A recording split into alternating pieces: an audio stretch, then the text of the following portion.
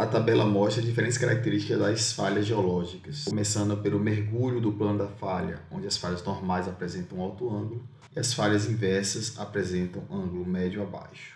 A presença de estrias, onde nas falhas normais inversas ocorre segundo o mergulho da falha e as falhas transcorrentes são subhorizontais. O traço superficial é retilíneo nas falhas normais e transcorrentes e sinuoso nas falhas inversas. O movimento relativo entre os blocos. Nas falhas normais, o bloco da capa ou teto desce em relação à lapa. Nas falhas inversas, o bloco da capa ou teto sobe em relação à lapa ou muro. E nas falhas transcorrentes, o movimento relativo é paralelo aos blocos. Quanto ao rejeito, nas falhas normais e reversa ocorre segundo o mergulho do plano da falha. E nas falhas transcorrentes, é direcional a levemente oblíquo. Quanto ao deslocamento dos blocos, é vertical nas falhas normais inversas e nas falhas transcorrentes são horizontais. Quanto à presença de rochas cataclásticas, são comuns nas falhas normais cataclasitos e brechas de falha, nas falhas inversas cataclasitos e nas falhas transcorrentes milonitos, cataclasitos e brechas de falha. Quanto à largura da zona da falha, ela apresenta dimensões métricas a dezenas de metros nas falhas normais inversas, podendo apresentar dezenas a centenas de metros nas falhas transcorrentes. Quanto à extensão, dezenas a centenas de quilômetros em ambos tipos de falhas. Quanto ao esforço principal, ele é vertical nas falhas normais, ela é horizontal nas falhas inversas e transcorrente. Quanto ao regime de esforço principal, é distensivo nas falhas normais e compressivo nas falhas inversas e transcorrentes. Quanto às estruturas associadas nas falhas normais, podem apresentar dobras de arrasto, estrias de atrito, espelho de falha.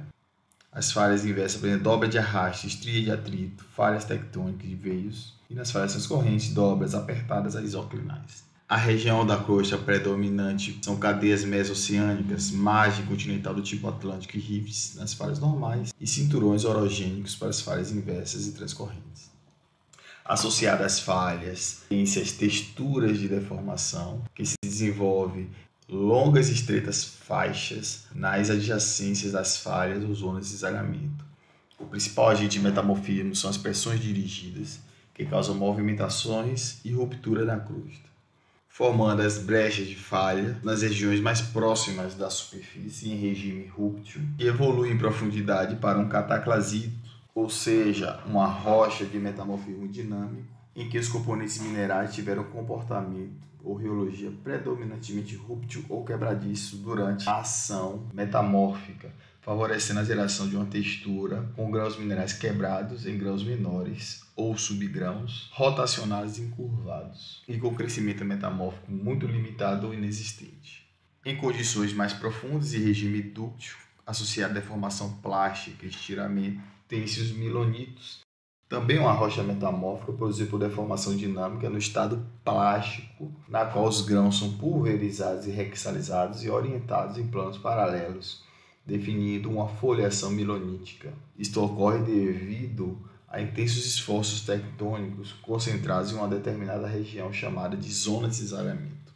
De um modo geral, as rochas resultantes ocorrem em zonas de cisalhamento, que são estreitas faixas onde se concentra a deformação. Nelas, as rochas sofrem esmagamento, com diminuição e pulverização, com redução no tamanho dos grãos. Além dos regimes rúptil e dúctil, podemos ter regiões de transição, onde as rochas se deformam de maneira híbrida. A fotografia mostra uma rocha sofrendo um processo de dobramento, associado a uma camada quartzo-feldspática, e essa estrutura sendo rompida por uma falha, caracterizando um regime crustal transicional rúptil-dúctil.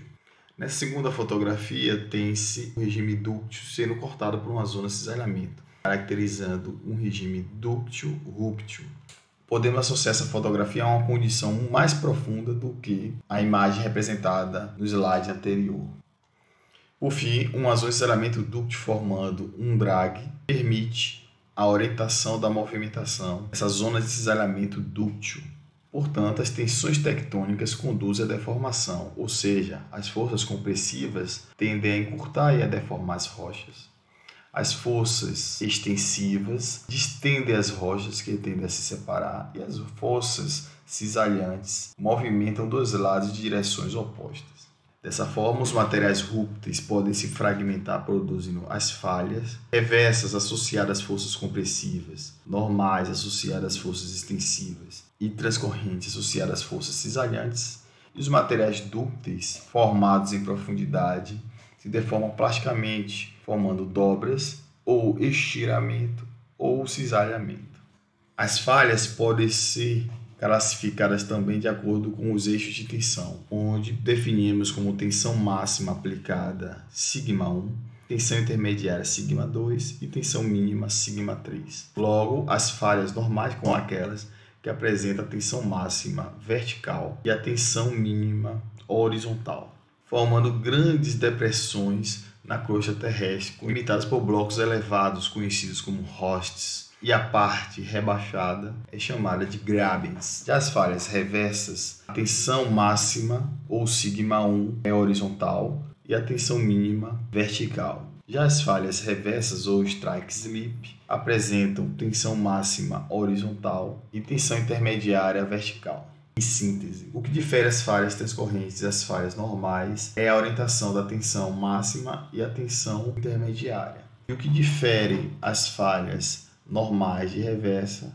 é a posição da tensão máxima com a tensão mínima. A fotografia mostra um sistema de fraturas conjugadas que ocorre geralmente em regime rúptil e representado na fotografia. Ela é possível identificar a orientação do σ1 ou tensão máxima aplicada.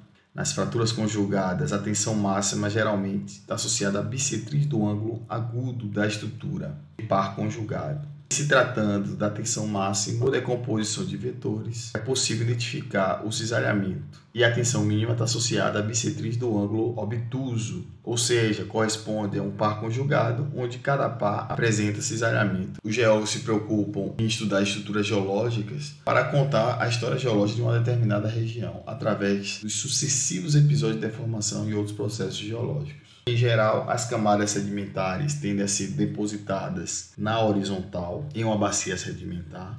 Posteriormente, elas podem sofrer processos compressivos, gerando dobramentos e falhamentos reversos, onde essa área é soerguida e posteriormente erodida e peneplanizada, produzindo uma discordância. Posteriormente, uma erupção vulcânica forma um novo assoalho através de lençóis de lava vulcânica, onde posteriormente sofre processos extensionais, produzindo uma bacia do tipo rift. Essa história atual somente pode ser contada através da identificação precisa dessas estruturas, como falhas e dobras, e da disposição das camadas geológicas. O objetivo do geólogo é identificar essas estruturas e, a partir delas, retroceder no tempo contando a história geológica de formação de determinado local.